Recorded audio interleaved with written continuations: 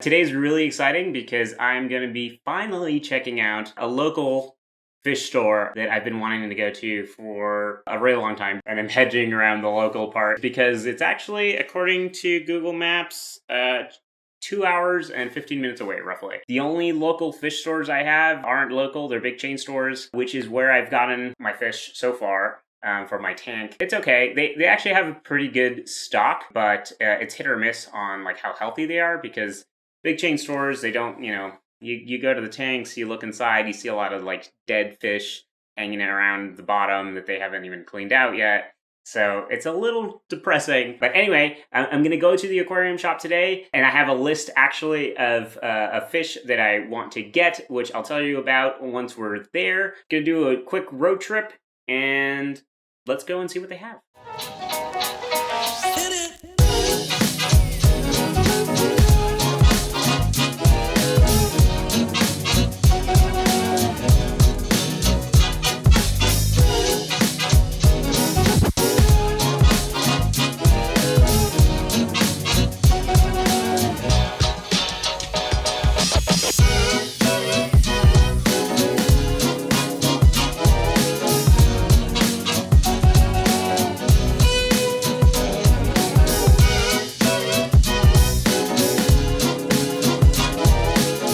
We made it to the Aquarium Shop here in Kalispell, Montana. And basically what I'm looking for are autocinchlas, a little school of them. The only fish that aren't bottom feeders in the tank are neon tetrads. So I want some harlequin resporas as well. They will hopefully hang out more at the top part of the tank. A few more stir-by corridoras if they have them to my school, which is currently only 2 because they lost the rest of their school, unfortunately. I think if they have some Amano shrimp, I might pick up a couple. And we'll see what else they have. I've never been here before. So, all right, let's go.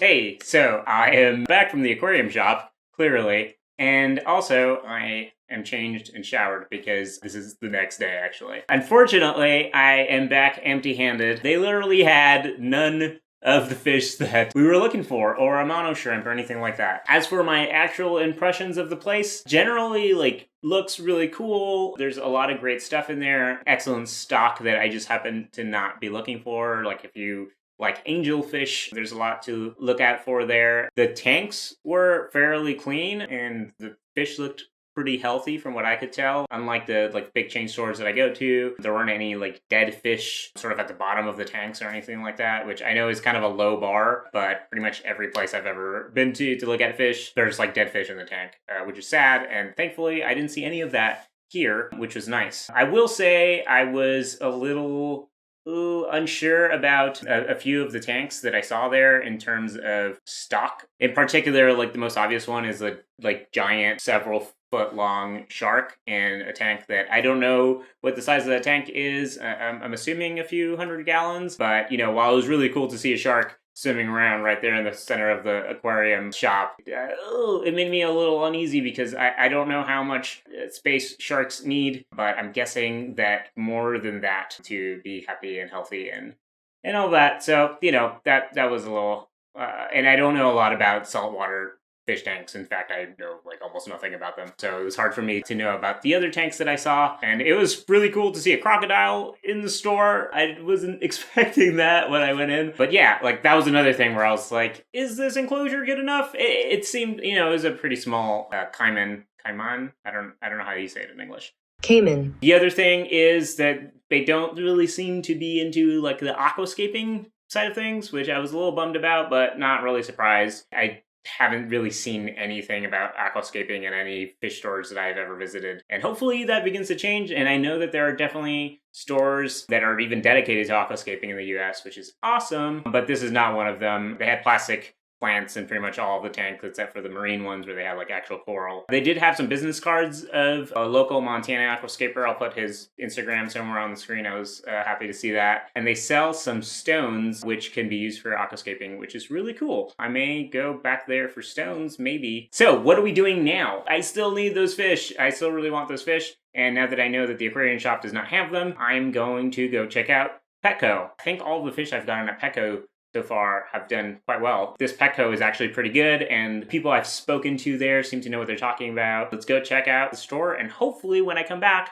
I do indeed have some fish back to the tank.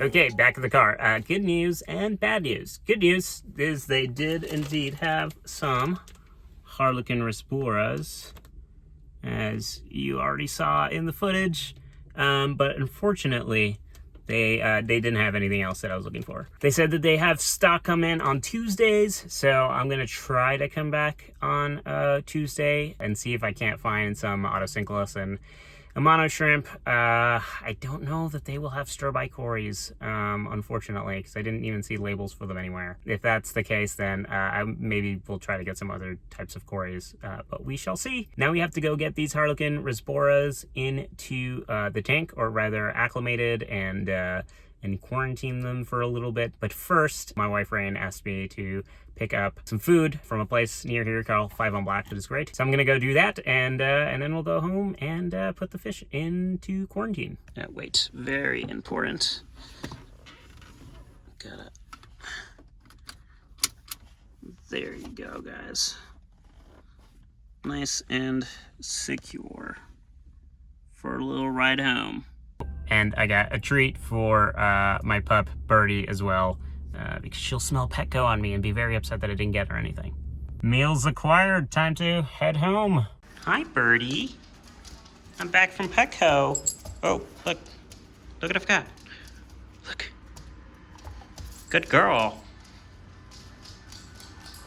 So I didn't get her anything. I'm sorry, buddy. Okay, so we are back here with the tank, and I got the Harlequin Rasboras right here, ready to go. Now, I don't have a quarantine tank, but I do have this little igloo cooler. So we're going to acclimate the Harlequin Rasboras first to the tank water, and then fill the rest of that igloo up with water. I think I'm going to add the hang-on back filter from the main tank. And yeah, and then I'll show you guys when I actually put the Harlequins into the main tank. So stick around for that. Also, I just noticed I'm still wearing my face mask from going to Petco, so let me take that off real quick.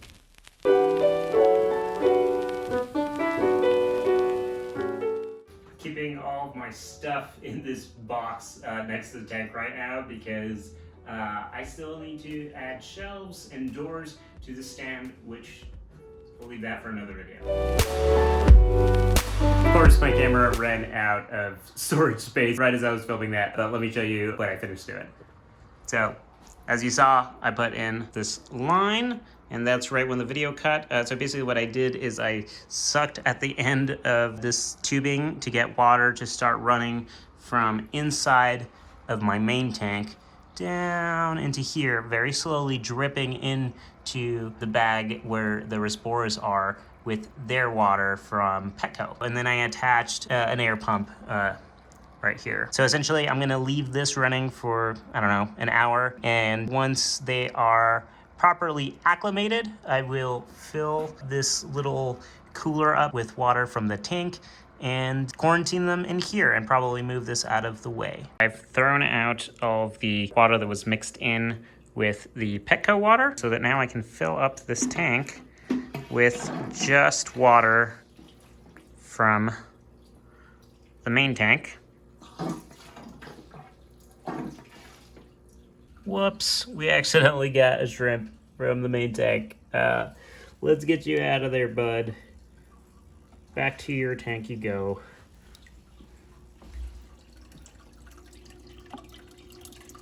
First, I need to get all these fish into the net. That went poorly. Okay, they're all back into the quarantine tank. That's why you always keep a towel around, so we didn't have a problem there. But they're all back in here. So just like that, we now have a running quarantine tank. Got the hang-on back filter over here that I got from the main tank that still has a powerful canister filter running, so it'll be okay. We got this plastic plant here that actually I got with this tank when I bought it from somebody. It came with a bunch of fake plants, and I thought that I wouldn't need them, but I'm glad that I saved them because now I get to use them for this.